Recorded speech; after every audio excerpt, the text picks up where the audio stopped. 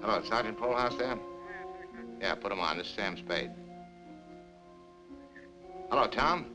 Now, listen, I've got something for you. Here it is. Jacoby and Thursby were killed by a kid named Wilmer Cook. Yeah, he's about 20 years old, 5'6", wearing a gray overcoat. He's working for a man named Casper Gutman. You can't miss Gutman. He must weigh 300 pounds. That fellow Cairo's in with them, too. They just left here for the Alexandria Hotel, but you'll have to move fast. They're blowing town. Now, watch yourself when you go up against the kid. Yes, that's right, very. Now, good luck, Tom. Now, they'll talk when they're nailed about us. We're sitting on dynamite. We've only got minutes to get set for the police. Now, give me all of it fast. When you first came to my office, why did you want Thursby shadowed? I told you, Sam, I thought he was betraying me, and I wanted to find out. That's a lie. You had Thursby hooked and you knew it, and you wanted to get rid of him before Jacoby came with the loot so you wouldn't have to split it with him. Isn't that so? What was your scheme? I thought if he knew someone was following him, he'd be frightened into going away. Miles wasn't clumsy enough to be spotted the first night. You told Thursby he was being followed. I told him.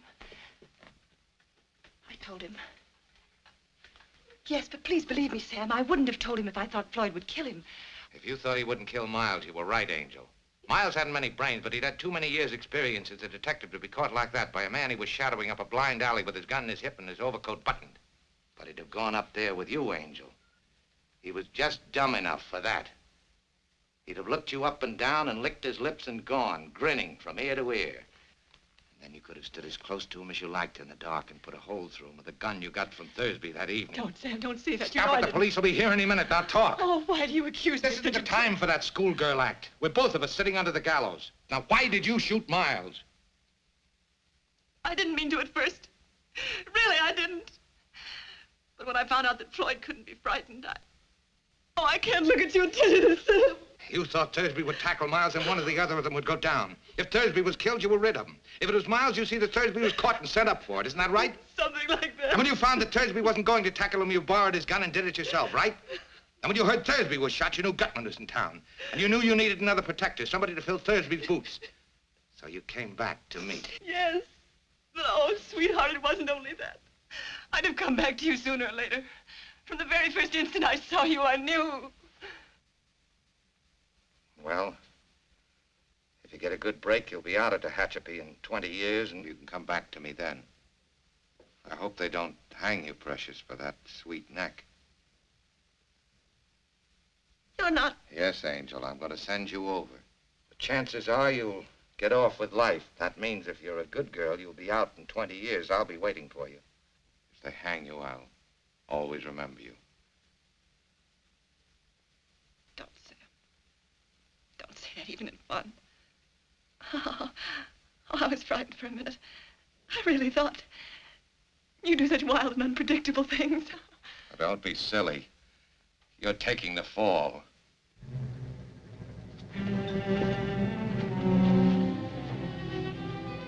You've been playing with me.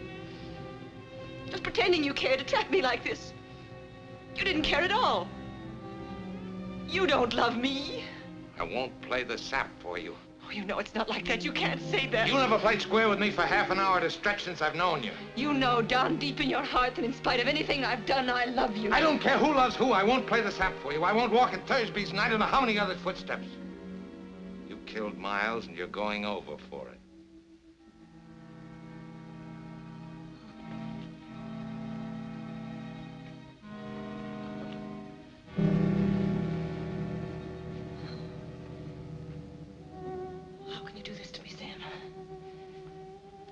Surely Mr. Archer wasn't as much to you as...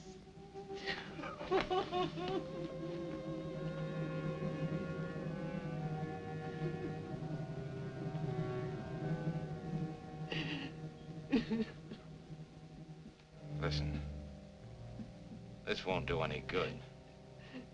You'll never understand me, but I'll try once and then give it up. When a man's partner's killed, he's supposed to do something about it. It doesn't make any difference what you thought of him. He was your partner, and you're supposed to do something about it. And it happens we're in the detective business. Well, when one of your organization gets killed, it's bad business to let the killer get away with it.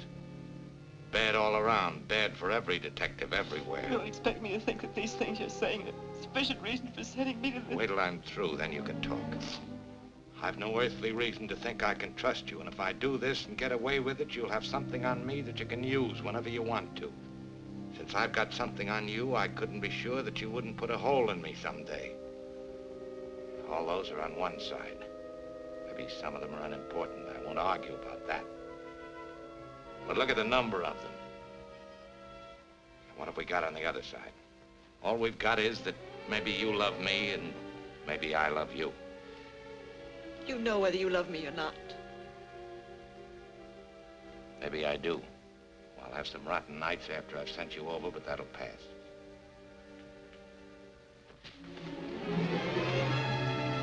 If all I've said doesn't mean anything to you, then forget it, and we'll make it just this. I won't because all of me wants to, regardless of consequences. And because you counted on that with me, the same as you counted on that with all the others.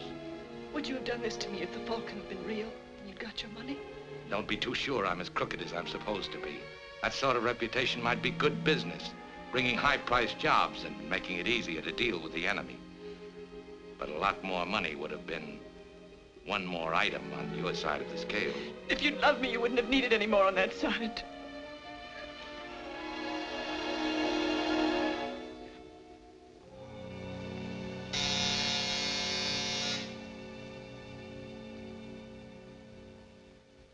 Come in.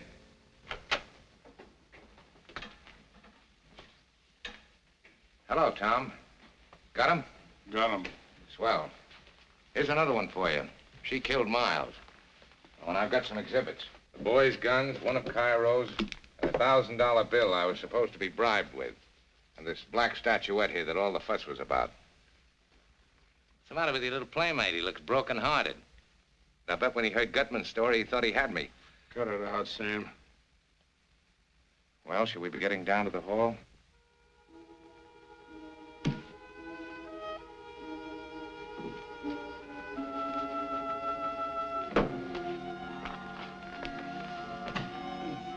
Harry, what is it?